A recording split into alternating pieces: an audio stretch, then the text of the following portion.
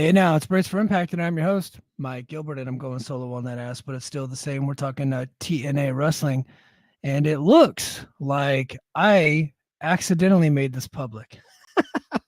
This was supposed to be a private video, so people just start showing up. I guess kudos to you. It's supposed to be a private video that I'm going to upload later, but no big deal. And if you guys saw the intro video, I want to give a big shout out to Yellowbone from Twitter, my brother. So he and I were talking a few weeks ago, and I had this song that I had made using my AI software. And it was a song that I had kind of been floating around in my head for a long time. And I was like, I was finally able to get it put together, thanks to new technology. And it sounded exactly like I wanted it to. It took me a while to figure it out and to get all the prompts down and get everything the way I really wanted it to, and get the lyrics down too. I kind of went back and forth on a bunch of the lyrics and stuff. It's Realm of the Dead. It's based off of a Bible verse. And so anyway, I was tossing around the idea of that song, and I finally got it put together. And I was like, this would be a really cool entrance theme for a wrestler. And so I reached out to Yellowbone, who does a lot of cool edits on Twitter. Said, hey man, I got this song here, and I think it'd be a cool entrance theme for Jake something and Alexander Hammerstone. Could you put together an edit of them, and I'll just send you the song. You tweet it out. You get the credit for the edit. Just tag me in this and say that it was my song, and then maybe they will like the song, and who knows, maybe they'll want to use it. And so that was the original idea. And he didn't know if he'd be able to get to it because he's super busy at work. And then finally he was able to do it, and he debuted it today, and it was nothing like what I had asked him to do. and in fact, it was actually much better.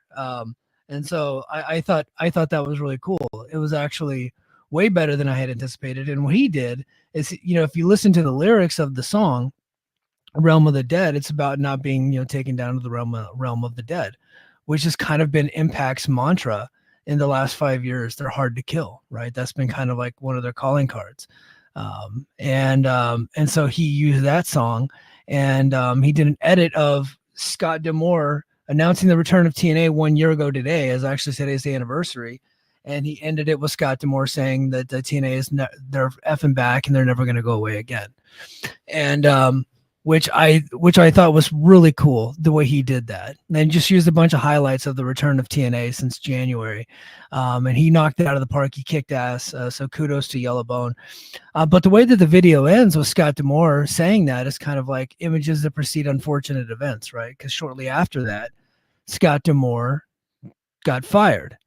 He was the TNA president. He ended up getting fired in February, although he had known since January that he was going to be out the door. And a lot of rumors have been floating around. A lot of stuff's happened since then. He had some type of non-compete clause because when you're like a full-blown employee to a corporation like that and you're under contract, they fire you unless they have a super good reason. They still got to pay you. So which means they're firing you, but you can't go anywhere else. But he was able to negotiate a deal with TNA and start his own promotion, Maple Leaf Pro Wrestling, which debuted over the weekend. And a lot of people are saying that this was TNA Canada. And if you watch the show, from the very first moment that it comes on the air, you can tell that Scott D'Amore is using the TNA production crew for this. In fact, he has hired Keith Mitchell, who ran TNA production for a long time, Kevin Sullivan, a lot of the post-production stuff. I think Dave Sahadi's working there now, and like a bunch of other people. And I think some of the people that are actually still working for TNA today were part of this production crew. It very much looked like an episode of TNA Impact or a TNA Plus special, but with the MLP logo. If you take a look at the ring, the way the ring was set up, it looked like it was very much a ring that TNA has used. I'm sure that it was, but the ring ropes looked, the red ring ropes were very reminiscent of TNA, all the red logos and stuff like that. The logo in the center of the ring, and then all of in the corner of each corner of the ring with the advertisements there looked exactly like what TNA looks. The barricades, the way that the barricades looked exactly like what TNA is doing. You had Mackenzie Mitchell in the backstage area, who was a former TNA backstage interviewer. You had Sam Laterna as the ring announcer, who just recently worked in TNA.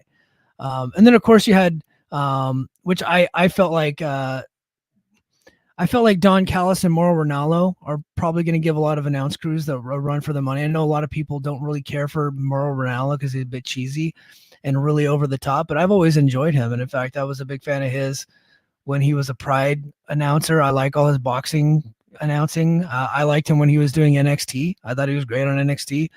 Um, in fact, I had advocated for TNA to sign him back in the day, and they ended up signing Tom Hannafin, which I think has turned out to be a pretty good decision.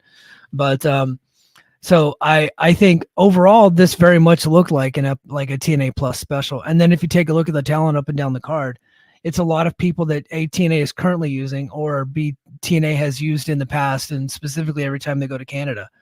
But you had Bhupinder Gujjar, who was a TNA wrestler. He's still on the roster page, but he has not been in the company in a long time. But Bhupinder Gujjar on the show. Aiden Prince has been in and out of TNA forever, right? Aiden Prince was on this show. And then, Kushida, who I don't think he's going to be in TNA very much longer, to be honest with you. I heard something about him possibly getting out of the company here pretty soon. But yeah, Kushida's on the card. Josh Alexander, Speedball Mike Bailey, Kylie Ray, former TNA wrestler. So up and down the card, you take a look at it, is very much an episode of TNA, and the look and the feel, the fact that they're at St. Clair College in Windsor. This was TNA Canada. And I think, and I mean, look, it makes sense because Scott D'Amour's running the company. So, and he's using the entire production crew from TNA. So it makes sense that it will look exactly like a TNA Plus special. But that's just the way that it looked to me. And I think that's a negative, to be honest with you.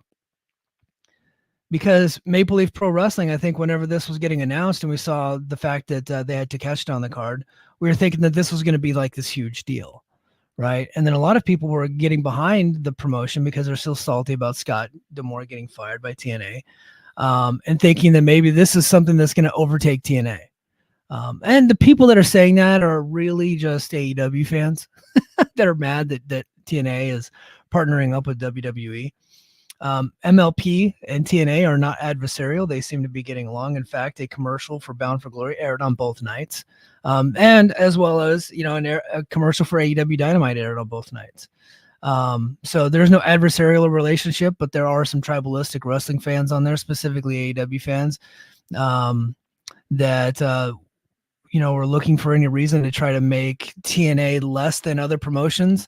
And so, night one, after it airs, it looks exactly like TNA, and people are saying that it's already bigger than TNA, and that's just not the case. In fact, watching this, it reinforced my belief that this is not going to be that big of a deal. Because what I was envisioning for Maple Leaf Pro Wrestling was it to be like the Canada version on a smaller scale of a CMLL or a AAA or a Pro Wrestling Noah or New Japan or something like that, like a very national company. And I think that's the vibe that they're going for. And as far as the vibe went, yeah, you buy when you're watching, you're like, oh yeah, this is a very Canadian specific company. But unfortunately, there was nothing really unique about it other than the fact that had a lot of Canadians on the card. There was no unique style difference than what you were seeing in TNA or what you're seeing in the US. There wasn't. There was nothing unique about it. And I think when you're watching CMLL, it's like CMLL is Lucha Libre. That is their style. It's a very unique style to that country, right? And then when you watch Japanese wrestling is a very specific, unique style. You're watching this Canadian wrestling, it looks like US wrestling, but just with the Maple Leaf flag on it. That's all that it was. And in fact, they had a lot of US stars on the show, which you get in other countries too, but they had U.S. stars on the show, Japanese stars, a Japanese or two Japanese stars. They had Miyu Yamashita on the show. And Takeshita specifically.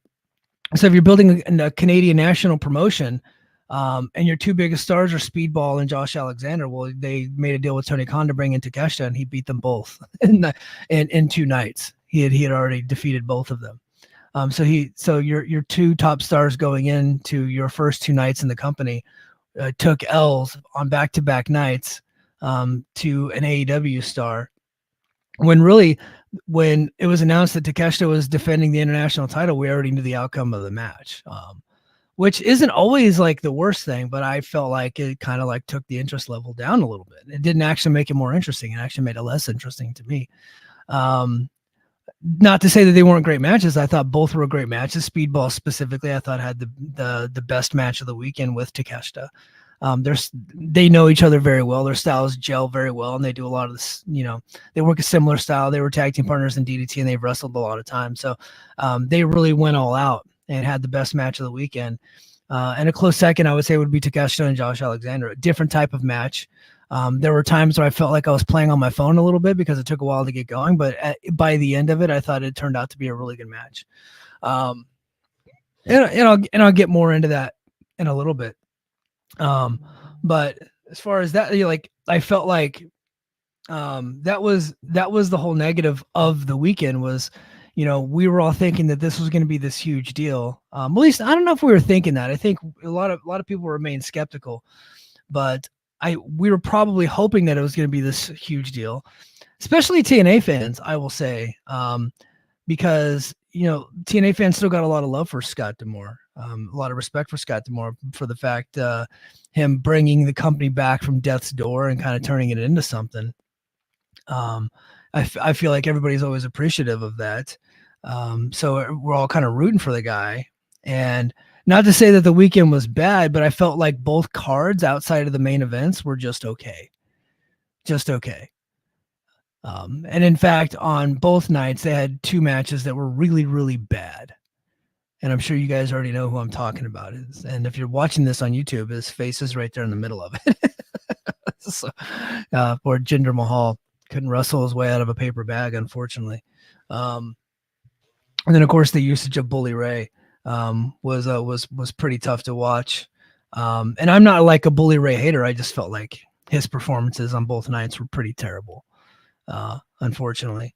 So that was the sad part. The good part is there's some young up and coming talent that are getting a chance to work with like full production and work in front of a good crowd. Like, Scott D'Amore is always able to book really good crowds in Windsor, even when he was just doing Boulder City Wrestling. But the best crowds of the year for TNA for the last bunch of years is whenever they would go to Windsor. And they sold out both nights, which happens each time TNA would go there, a big crowd, and they're usually pretty into the shows. And so that was a positive. You had a lot of local talents that don't really get a ton of opportunities, like Taylor Rising. Like I said, again, Aiden Prince, Bhupinder Gujar, Rohan Raja, a lot of folks like that. But if they're trying to have a Canadian national promotion where you're going to watch it because they have a unique style and unique talent, the talent pool there, at least for this company outside of New Japan, AEW, and TNA loners, is not anything that anybody's going to go out of the way to see. And not to say that those people aren't talented. I happen to think like Aiden Prince is a decent wrestler. I happen to think that Rohan Raja is like pretty okay. Bhupinder Gujar, I don't think is ever going to make it, unfortunately. There's just something missing with him. Sheldon Jean, he's been around a while. He's done stints in Noah, did stints in TNA, and he's kind of been over the Canadian Indies. And he's like, now he's getting another opportunity, but each time I see him, I just don't see it. I don't see like a reason for anybody to go out of the way to watch the guy. So if this is going to be a Canadian national promotion, that's going to be a kind of like a, I don't want to say indie because the production quality is not indie, but like I said, territorial Canadian national promotion. I think that the talent that they're using that is local is not great. Maybe they'll get more talent. We'll see. But night one and night two was not impressed with the talent level outside of the New Japan, AEW, and TNA people that had come over. Everybody else is just pretty basic. So I'm going to run down the results and just give you quick thoughts on each of the matches. I can't stay very long. But Josh Alexander's two great. Night one, Alexander Grayson, Phantasmo defeated Rocky Romero, Alex Zane, and Trevor Lee. This is very reminiscent of a Scott D'Amore booked show where the opening match is usually a multi-person match of some sort or a next division style match of some sort. And they get 10 to 15 minutes, do lots of moves, especially with the trios matches that he likes to book. There's usually like some type of breakdown. And then towards the end of the match, everybody hits their finishers. They take turns hitting big moves and big finishers. But this was designed to put the three Canadian guys, Alexander Grayson and Phantasma, over. Um, they got the victory there. I was Trevor Lee was in this match. Trevor Lee is great. I was surprised to see that he didn't really get a great reaction though. So I thought that maybe his NXT run would make him come across like a bigger star here, and he just kind of seemed like he was just another guy, to be honest with you. And so I hope to see him kind of maybe do some more here, but yeah, he did not really seem to be that big of a deal. But the opening match was good, and the opening matches in Scott D'Amore book shows are always usually pretty good. And then QT Marshall defeated Bhupinder Gujar. So Bhupinder Gujar is going to be one of their guys that they're going to try to get behind and try to push as a star. Well, night one, when they did it, they had him lose to QT Marshall. I'm not saying that Tony Khan has an edict that his talent can't lose here, but you know, first match in, and this is what we're seeing. So QT Marshall over Bhupinder Gujar. And look, Bhupinder Gujar's not very good. He isn't. So QT Marshall was, of course, was accompanied by Harley Cameron. In this promotion, Harley is going to be his manager. And then we got Kylie Ray, who's returning to TV. I know she'd done some NWA stuff, and she's been all over the indies. And she took some time off after having a baby. But she was back here in a big match over three people who probably aren't TV ready. Aurora Tevis, I think that's her name, Laney Luck, and Taylor Rising. But Kylie Ray looked pretty good. The 6-minute match, not anything that anybody needs to go check out. But a decent match. It was nice to see Kylie Ray. She appears to be doing great. She appears to be doing great. She had a baby. She looks like she's in great shape. She's been sober for 3 years. Hopefully she's got her depression and anxiety issues under control, and maybe she'll get another shot on a TV promotion.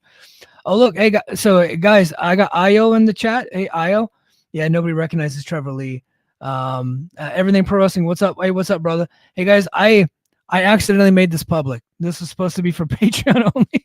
So once this is over, I might unlist it and move it over to the Patreon. But for those of you watching live, hang out, man, and hit the chat up and let me know what you thought of Maple Leaf Pro Wrestling. And then we go to the IWGP Junior Heavyweight Tag Team Championships, the Jet Setters. That would be Kevin Knight and Kushida. Kushida from TNA, Kevin Knight from New Japan. Defeating Aiden Prince and El Reverso, Brent Banks and Johnny Swinger, and the Rogue Squadron, which was Rohit Raju. And somebody in the chat remind me of who the other guy was in that match, because it doesn't say here in this recap that I'm reading off of, and I watched it late night on Saturday night, so I'm already forgetting the guy's name. Oh, Rohit and Sheldon Jean, Sheldon Jean, guy that Scott D'Amore really likes, who he brought into TNA and just could not get over. Doesn't have a ton of charisma, doesn't have a ton of in-ring ability. But they keep bringing him in, and he keeps getting a shot, and hopefully something unlocks in him soon. But I thought the match was okay, but unfortunately it turned it into kind of a dick joke, which is what you're going to get with Johnny Swinger in the match. But considering this was a IWGP Junior Heavyweight Tag Team Championship, the gimmick of Brent Banks and Johnny Swinger should not have been in the match. I know they were trying to get Johnny on the card because we all love Johnny and he's funny. He should not have been in this match. He could have done his own thing. You know what I mean? And got his ass kicked in another way. I thought the fact that he was in this for the IWGP Junior Heavyweight Tag Team titles was pretty embarrassing. That doesn't mean and then Aiden Prince and El Reverso, I know he wins a title in night 2, but El Reverso is like a local enhancement talent that I think they're going to try to get behind in this company. So maybe he's got something, but but he's kind of also a comedy deal too. So, and then Rohit Raju was also doing a lot of comedy. So this was like a comedy tag team match for those titles. And I didn't think that it should have been that way. But again, look, outside of the Jet Setters, the talent level is not great in this match. And I'm a big fan of Rohit Raju. I thought he was a pretty fun character in TNA, but he's just kind of here doing some comedy stuff. So next we go to the PWA Champions Grail, Rohan Raja over Jake Something. I honestly thought that Jake Something would win this match. Now, I have been corrected. I had never heard of Rohan Raja, but apparently he was in Impact for a little bit as part of the Daisy Hit Squad, and I just forgot all about him. But in watching the match, I thought he actually had some talent. I did. Jake something getting TNA talent, not winning a whole lot this weekend. But Jake something, lost to Rohan Raja in like 13 minutes. The match was okay, and the match was solid. I don't think it's any match that anybody needs to go out of the way to watch, but it was solid nonetheless. But Rohan Raja, who it looks like they're getting behind him a little bit, a local guy. I'm hoping that maybe he is. Maybe they're going to get behind him. Io says he's from NXT UK too. Okay, cool. I've never seen you NXT UK, so thank you for educating me on that. So there you go. And then I think Everything Pro Wrestling was also saying that. So thank you guys for correcting me. Okay. And the next match was one of the worst pieces of crap I've ever seen in my life. It was a tables match between Raj Desi and Bully Ray. They did almost nothing in the match. The first 5 to 10 minutes was Bully Ray trying to get heat on Sam Laterna, doing every cheap possible tactic he could in the book to get people to boo him. And then they proceeded to have a really crappy match. At one point, Raj Desi, the former Maharaja, the former Jinder Mahal, grabs a kendo stick and he's hitting Bully Ray, but he's working the kendo stick. Like he's stomping the foot and jumping up and down, like stomping the mat while he's hitting Bully Ray. And he's barely making any contact, which is not something you do with the kendo stick. Kendo sticks, you just whack them, right? But he decided that that's what he's going to do.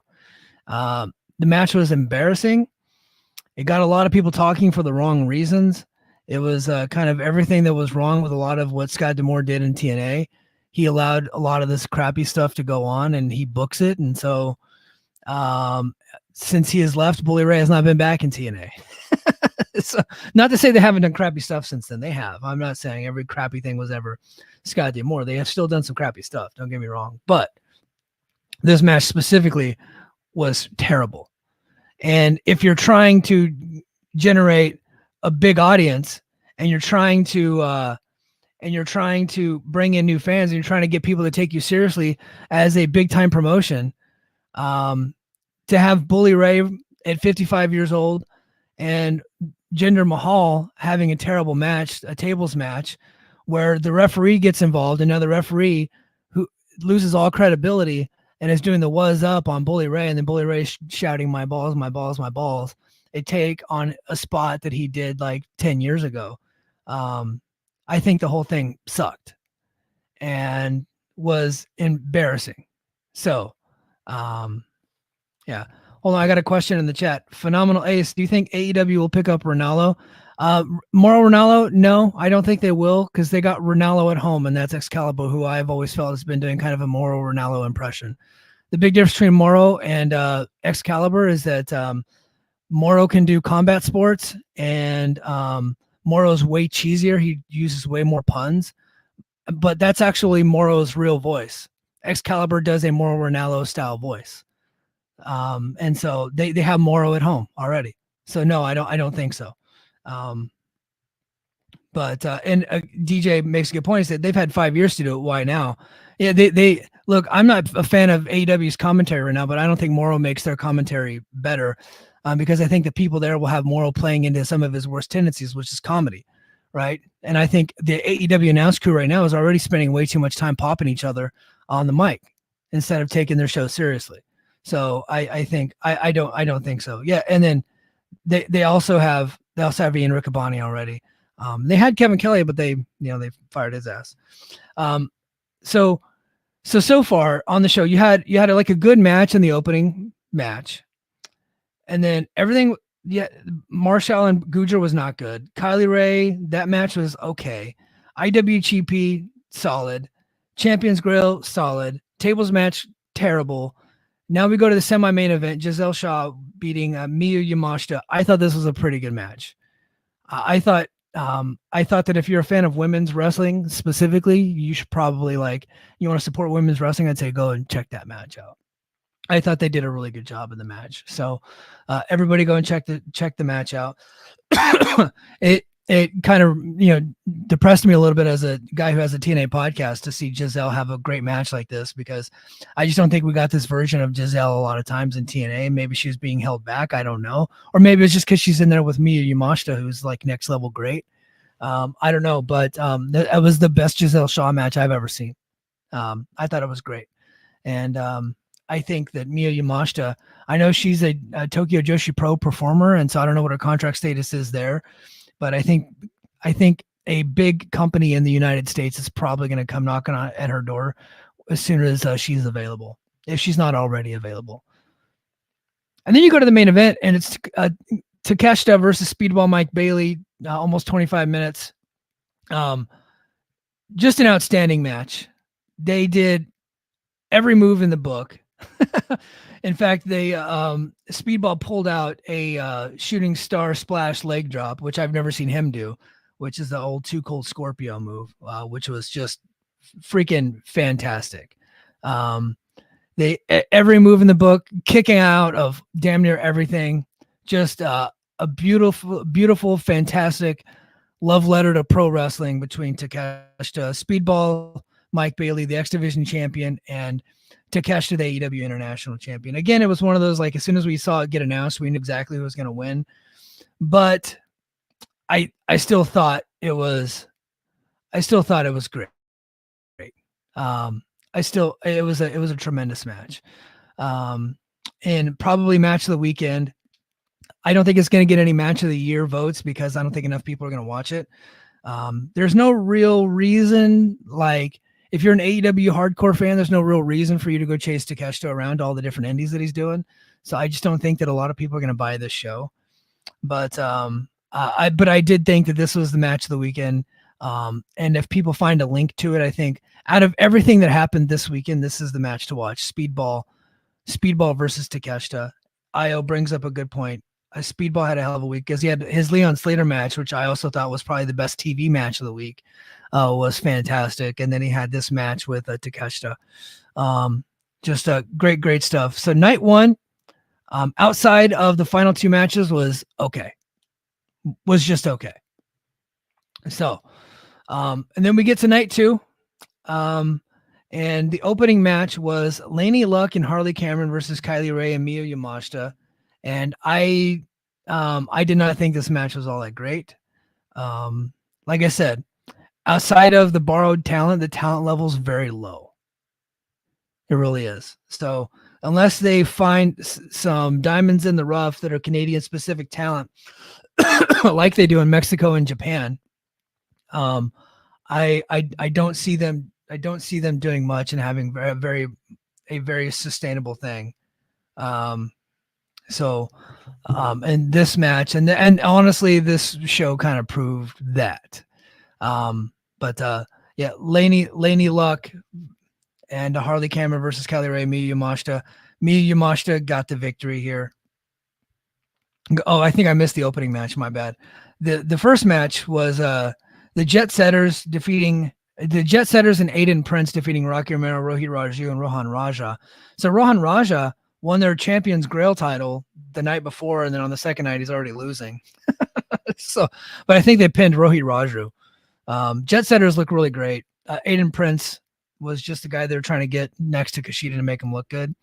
And maybe they'll get behind Aiden Prince. Like I said, he's a pretty decent talent. I don't know if he has any charisma or can promo, so maybe we'll see that.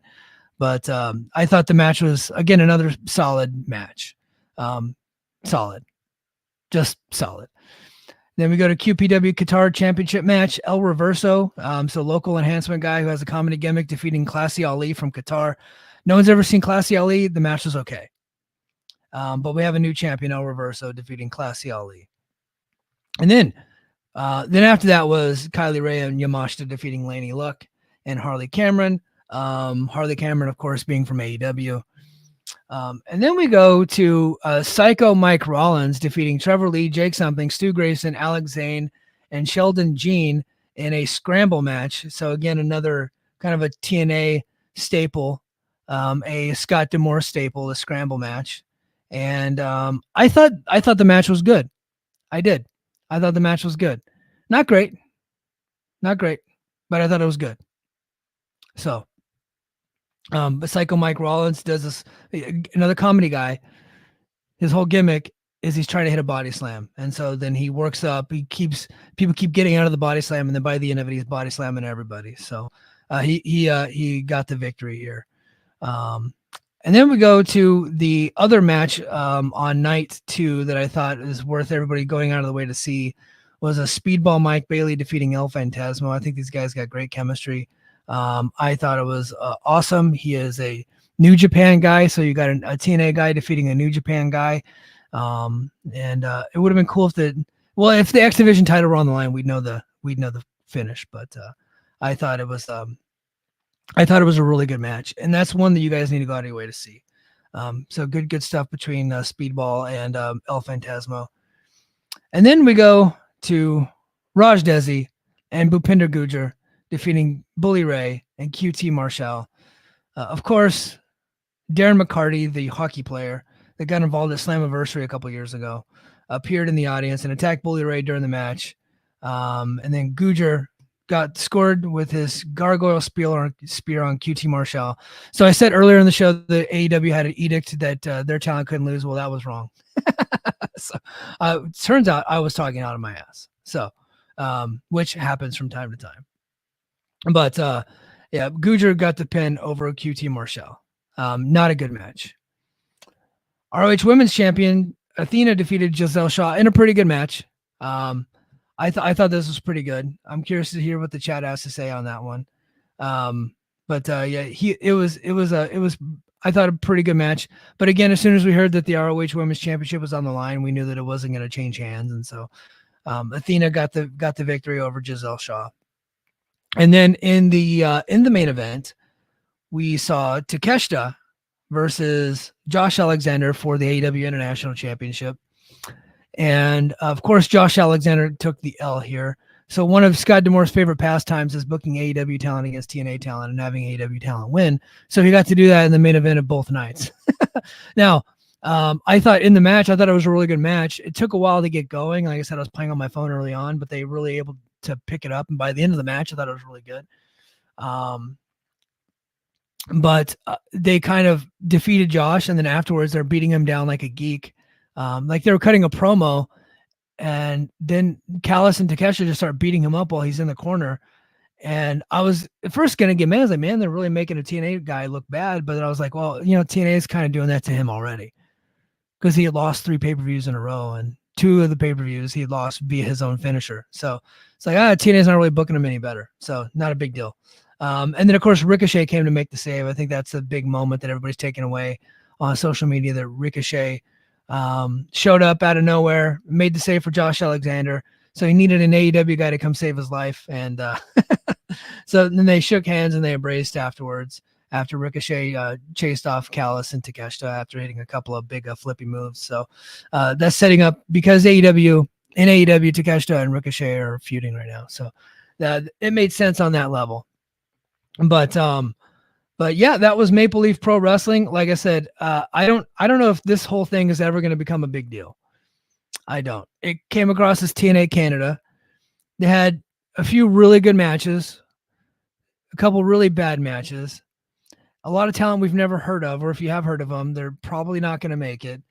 And then, like maybe like Rohan Raja might actually break through. You know what I mean? Like he looked like he was pretty good.